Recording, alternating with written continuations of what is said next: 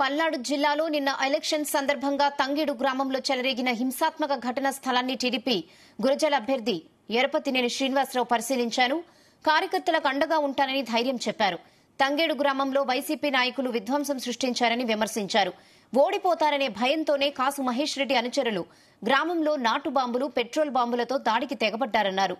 దాడులు జరుగుతున్నా పోలీసులు ప్రేక్షక పాత్ర వహించారని ఆరోపించారు. జూన్ 4న ఏర్పడబోయే ఉమ్మడి కూటమి ప్రభుత్వంలో దాడి చేసిన వారి నుంచే ధ్వంసమైన ఆస్తులకు సంబంధించిన నష్టపరిహారాన్ని కట్టిస్తామన్నారు. కూటమి ప్రభుత్వంలో కష్టపడ్డ ప్రతి కార్యకర్తను ఆదుకుంటామన్నారు.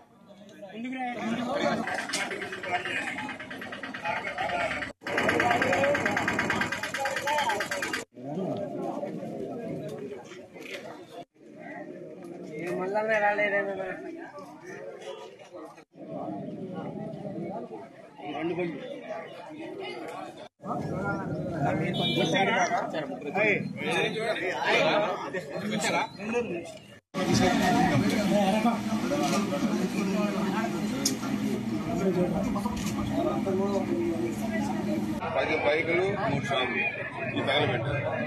మీరు ఎదురుగా చూస్తే పోలింగ్ బూతుల మీద దాడి చేసి ఈవీఎంలు కూడా ఎత్తకెళ్లాలని చెప్పి పెట్రోల్ బాంబులు వేశారు.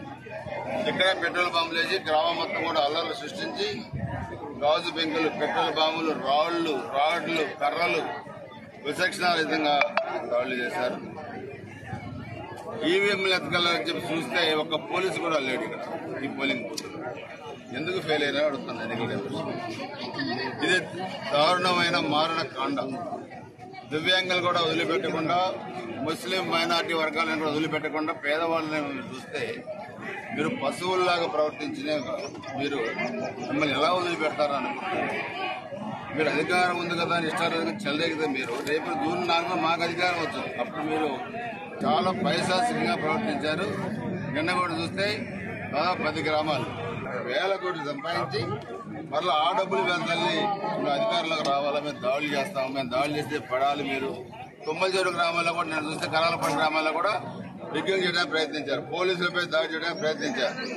అందుకని అందరూ చెప్తున్నాను, ఈరోజు ఈ షేక్ నబీ షాపు దివ్యాంగుడు నష్టపోయారు. ఇతనికి తెలుగుదేశం పార్టీ తరఫున ₹1,00,000 ఆర్థిక సాయం చేస్తా ఉన్నాం. ఇప్పుడే 10 బైకులు 3 షాపులు ఈ తగలబెట్టారు. మీరు ఎదురుగా చూస్తే పోలింగ్ బూతుల మీద దాడి చేసి ఈవీఎంలు కూడా ఎత్తకెళ్లాలని చెప్పి పెట్రోల్ బాంబులు వేశారు. ఇక్కడ పెట్రోల్ బాంబులు వేసి గ్రామం మొత్తం కూడా అల్లర్లు సృష్టించి గాజు బెంకులు, పెట్రోల్ బాంబులు, రాడ్లు, కర్రలు విచక్షణారహితంగా దాడులు చేశారు. ఈవీఎంలు ఎత్తకెళ్లాలని చెప్పి చూస్తే ఒక్క పోలీసు కూడా లేడు ఇక్కడ. ఈ పోలింగ్ ఎందుకు ఫెయిల్ అయినా అడుగుతుంది ఎన్నికల కమిషన్. ఇది దారుణమైన మారణ కాండ. దివ్యాంగులు కూడా వదిలిపెట్టకుండా, ముస్లిం మైనార్టీ వర్గాలను కూడా వదిలిపెట్టకుండా పేదవాళ్ళని చూస్తే మీరు పశువుల్లాగా ప్రవర్తించిన మీరు మిమ్మల్ని ఎలా వదిలిపెడతారు అనుకుంటున్నారు. మీరు అధికారం ఉంది కదా అని ఇష్టాలు చెల్లరేగితే మీరు రేపు జూన్ 4 మాకు అధికారం వచ్చు. అప్పుడు మీరు చాలా పైశాసికంగా ప్రవర్తించారు. నిన్న కూడా చూస్తే దాదాపు 10 గ్రామాలు వేల కోట్లు సంపాదించి మరలా ఆ డబ్బులు వెళ్తాన్ని అధికారులకు రావాలా, మేము దాడులు చేస్తాము, మేము దాడులు చేస్తే పడాలి. మీరు తుమ్మలచేరు గ్రామాల్లో కూడా నేను చూస్తే కరాలపల్లి గ్రామాల్లో కూడా రిగ్గింగ్ చేయడానికి ప్రయత్నించారు. పోలీసులపై దాడి చేయడానికి ప్రయత్నించారు.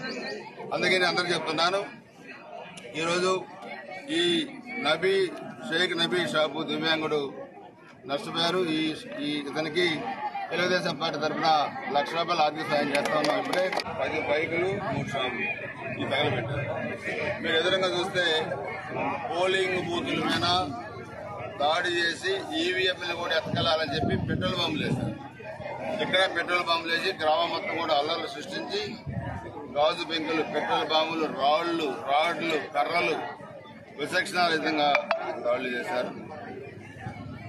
ఈవీఎంలు ఎత్తకెళ్లాలని చెప్పి చూస్తే ఒక్క పోలీసు కూడా లేడు ఇక్కడ. ఈ పోలింగ్ ఎందుకు ఫెయిల్ అయినా అడుగుతుంది ఎన్నికల కమిషన్. ఇది దారుణమైన మారణ కాండ. దివ్యాంగులు కూడా వదిలిపెట్టకుండా, ముస్లిం